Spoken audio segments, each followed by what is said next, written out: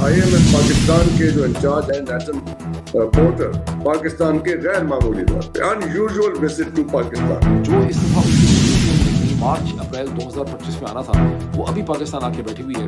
پتہ نہیں اس کی کیا وجوہات ہیں, ان کو کس چیز کا شک ہے, ان کو لگتا ہے وزیر خزانہ سے ان کی اسلام آباد میں ملاقات ہوئی ہے. مدعا کیا ہے وہاں پہ؟ یہ جو ہم نے آپ کو $7 بلین دیے تھے وہ پیسے آپ نے کہاں خرچ, یہ پوچھا جا رہا ہے. ایسے مذاکرات جس کی کسی نے توقع نہیں کی تھی اور اچانک پاکستان کی توقعات کے بالکل برعکس. آپ اس اندازہ لگا سکتے ہیں کہ جو رجیم ہے اس کے اوپر IMF اور IMF کے پیچھے کھڑی جو فائنینشیل اور اسٹریٹجک پاورز ہیں ان کا کس قسم کا پریشر ہے. خالی تنخواہوں اور پینشن کے اوپر ہمارا 800 ارب روپے کا خرچ ہے جو کہ ہم نے نہیں کاٹا, جبکہ IMF نے کہا تھا کہ کاٹو.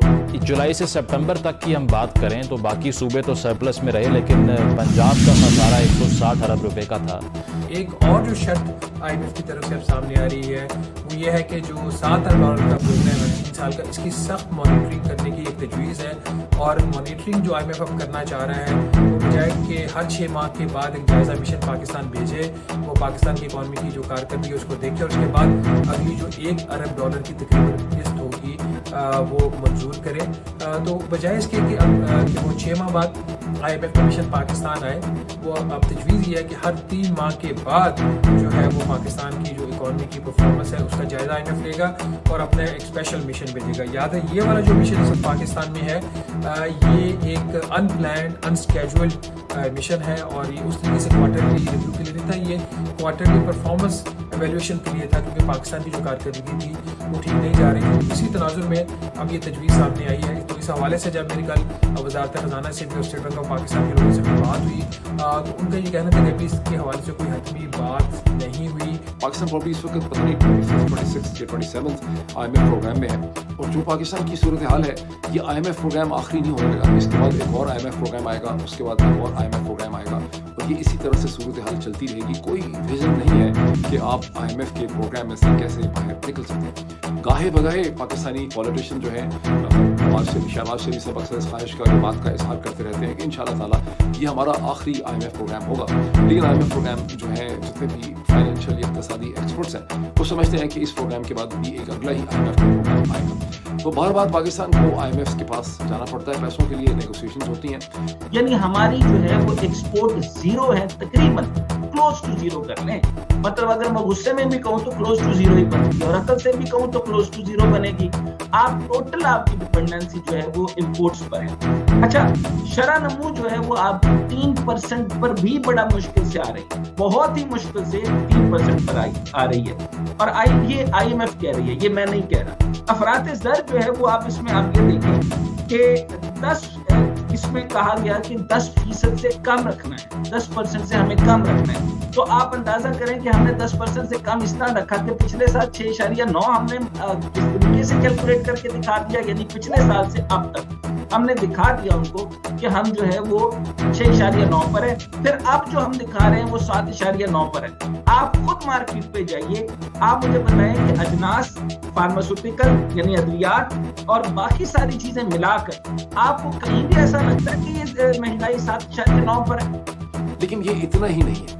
اس IMF کے پیسے کے علاوہ پاکستان کی حکومت جو ہوتی ہے, جو نظام ہے, وہ ہر سال جو پاکستان کی ریاست ہے وہ اپنے آپ کو معاملات کو چلانے کے لیے, اپنے بجٹ کو بیلنس کرنے کے لیے ورلڈ بینک سے, ایشین ڈیولپمنٹ بینک ADB سے, ایشین ڈیولپمنٹ بینک ADB سے, اور اس کے علاوہ جس کو پہلے ڈیفٹ کہتے تھے ڈپارٹمنٹ فار انٹرنیشنل ڈیولپمنٹ, جسے میرا خیال ہے UK ایڈ کہتے ہیں, اس سے کوئی اندازاً یہ آپ کہہ سکتے ہیں کہ کم از کم بھی $6 سے $7 بلین کی بجٹری سپورٹ حاصل کرتے ہیں. اصل میں یہ پیسہ بجٹری سپورٹ کا نہیں ہونا چاہیے تھا.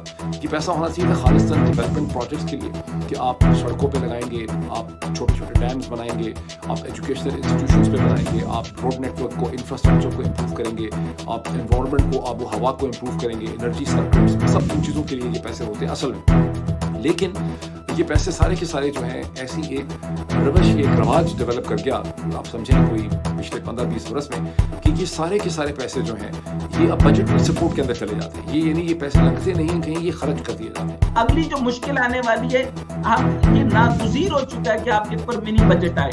اس ضروری اور منی بجٹ کے ساتھ میں یہ ریلیٹ کر رہا ہوں کہ اور ٹیکسز آنے والے ہیں, بھرمار ہونے والی ہے ٹیکسز کی. کیوں क्यों होगी वो मैं आपको अर्ज कर रहा हूँ। अच्छा, ग्रोथ रेट आपका 25% तक पहुंची थी, अभी 25% यानी ना होने के बराबर पहुंची थी और उसमें 15% का शॉर्टफॉल आ गया। अब आप मुझे बताइए कि टोटल कुल मिलाकर आपके पास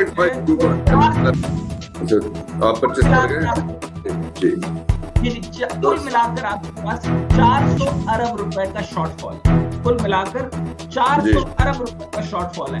अब इसमें मैं आपको अर्ज करूं कि डेवलपमेंटल बजट नहीं है, इसका तरीकाकार एक होता है कि किसी ऐसी जगह पे जहां मेरे पास प्रोडक्शन आ रही है, मेरे पास आउटपुट आ रहा है, उसमें से मुनाफे में से आधा मैं कर्ज दूंगा और आधा मैं अखराजात करूंगा और उसके अंदर मैं मैक्सिमम जो है इंटरेस्ट के रेट, जो मैं 2 साल से पाकिस्तान इंटरेस्ट के पेमेंट नहीं कर पा रहा। अच्छा, दूसरा, अब मोटी बात जो कि स्टेट ओन एंटरप्राइजेस से रिलेटेड है, जो मैं बार बार कर चुका हूं, अब मैं प्रिसाइज करने वाला हूं, 800 अरब रुपए का तनख्वाहों और पेंशन का खर्च है।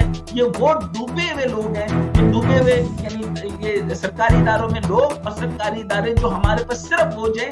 अब एक और चीज़ देखिए, पाकिस्तान के पास एक GSP प्लस स्टेटस भी है गुज़श्ता कई बरसों से, अब तकरीबन 12 बरस से है। Generalise system of preference plus जो यूरोपियन यूनियन का अंडर डेवलपिंग कंट्रीज़ को इक्तिसादी तौर पर मदद करने के लिए उनकी मसनूआत को ड्यूटी, टैरिफ और टैक्सेस से उन्होंने मुस्तस्ना या बहुत हद तक मुस्तस्ना रखा होता है। ये एक ऐसा प्रोग्राम है जिसकी बहुत से कंट्रीज़ ममालिक जो हैं इसकी मुखालफत करते हैं टेक्निकल बुनियादों पर कि पाकिस्तान के पास ये GSP प्लस स्टेटस नहीं होना चाहिए। उसमें सबसे ऊपर टॉप पे हिंदुस्तान है जिसकी मुखालफत करता है, लेकिन ये कभी भी कैंसिल नहीं हिंदुस्तान करा सका। उसकी वजह यह है कि जाहिर है कि पाकिस्तान की पॉलिटिकल ज़रूरत होती है, पाकिस्तान को सपोर्ट करने के लिए ये एक मैक्रो पॉलिटिकल डिसीजन है जो आप वेस्टर्न सिस्टम पाकिस्तान को सपोर्ट करते हैं, जिसकी वजह से पाकिस्तान की एक्सपोर्ट जो है वो यूरोपियन यूनियन में दाखिल हो।